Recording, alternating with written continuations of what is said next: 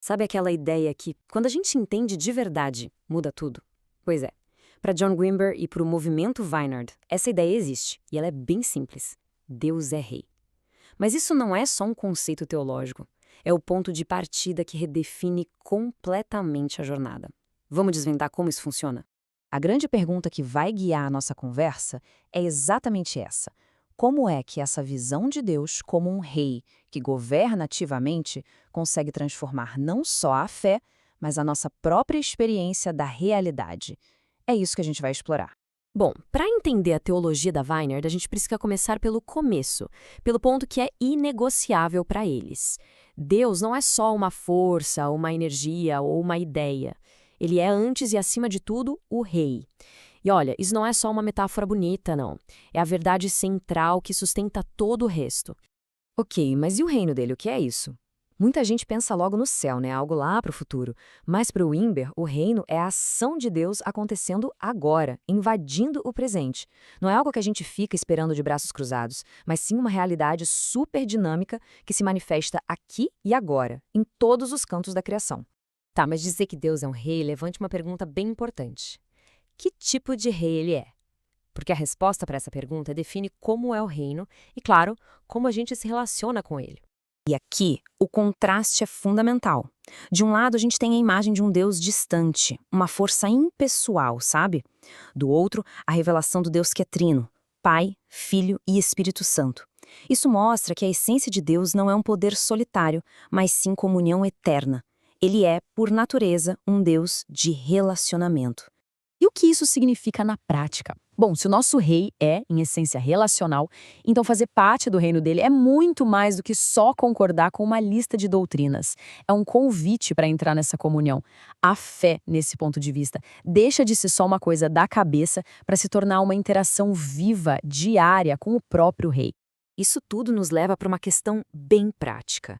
Se Deus é esse rei ativo e relacional, como é viver debaixo da autoridade dele? Como é que essa teologia tão grande se traduz para o nosso dia a dia? A vida no reino se desenrola em um processo quase como 3 passos.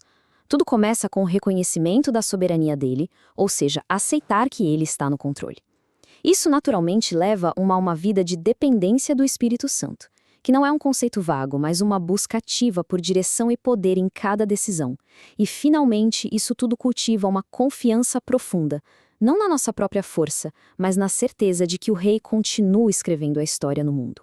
Mas, olha, essa visão toda do reino não serve só para o crescimento pessoal de jeito nenhum. Ela tem consequências radicais para a missão da igreja no mundo. Afinal, qual é o propósito de um povo que serve a um rei que está presente e atuante? Nessa perspectiva, o reino de Deus não é só mais um tema do cristianismo.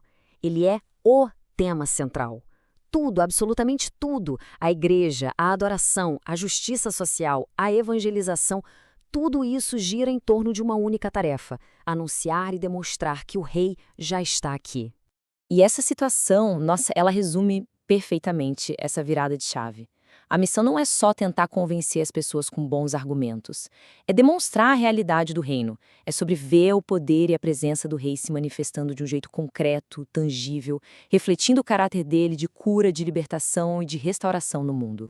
Então, no final das contas, qual é o resultado de se viver com essa consciência constante do reino? O que a gente vê é que essa teologia não produz medo ou passividade. Pelo contrário, ela gera frutos muito poderosos na vida de quem a abraça. E esses frutos se apoiam em 3 pilares essenciais. Primeiro, uma confiança que não se abala, porque nasce da certeza de que a história não é um caos, mas está sob o governo de um bom rei. Segundo, uma esperança resiliente, que é alimentada pela evidência de que ele continua agindo. E terceiro, um compromisso renovado para ser um agente ativo da missão dele no mundo. E assim, a gente volta ao nosso ponto de partida. A confissão de que Deus é rei não é só mais uma crença no meio de tantas outras. Ela é a pedra fundamental, a fundação sobre a qual toda a estrutura da teologia e da vida da Vineyard é construída. Isso tudo nos deixa com uma pergunta para a gente refletir. Se o reino de Deus não é só uma esperança lá no futuro, mas uma realidade presente, ativa, Como isso transforma radicalmente a maneira como a gente enxerga o nosso mundo, os nossos desafios e as nossas oportunidades hoje? Essa é uma questão cujas respostas ecoam muito além dos limites da nossa conversa aqui.